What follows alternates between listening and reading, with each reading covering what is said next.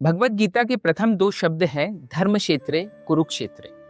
मैंने सोचा यदि इसको हम थोड़ा सा उलट दें तो ये बन जाता है क्षेत्रे क्षेत्रे धर्म कुरु। एंड गेस व्हाट, यही गीता का सार है।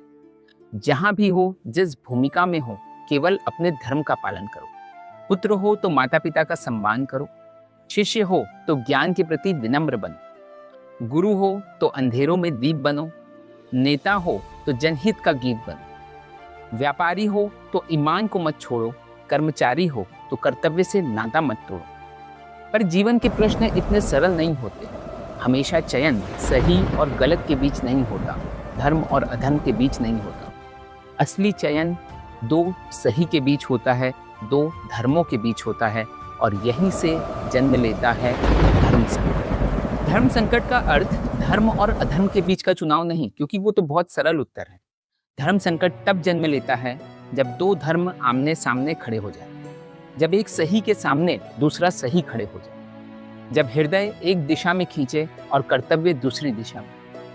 माँ की दवाई भी जरूरी है, बच्चों की पढ़ाई भी जरूरी है, घर की जिम्मेदारी भी पुकारती है, सपनों की उड़ान भी लुभाती है, रिश्तों को निभाना भी आवश्यक है, सत्य का साथ देना भी आवश्यक है। कभी करुणा धर्म बनकर सामने खड़ी होती है तो कभी न्याय अपना अधिकार मांगता है, कभी वचन निभाने का प्रश्न होता है तो कभी सत्य को बचाने का।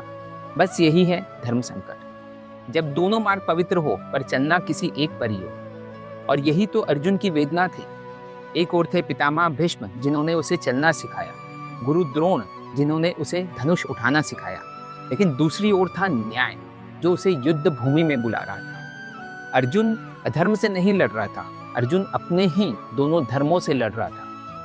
और जब जीवन के कुरुक्षेत्र में दो धर्म टकराते हैं तब नियम मौन हो जाते हैं, तर्क थक जाते हैं, भावनाएं उलझ जाती हैं, और तब आवश्यकता होती है एक कृष्ण की, जो केवल आपके प्रश्नों के उत्तर ना दे बल्कि आप में विवेक जगाए, जो केवल दृष्टि ना दे बल्कि दृष्टिकोण दिखाए, जो केवल आपको मार्ग ना दिखाए बल्कि पग पग पर जीपीएस बन के आपका साथ निभाए। जय श्री कृष्ण। धर्म की राह धुंधली हो या तब केशव ने नेत्र उठाए, काल भी ठहर गया क्षण भर कोया।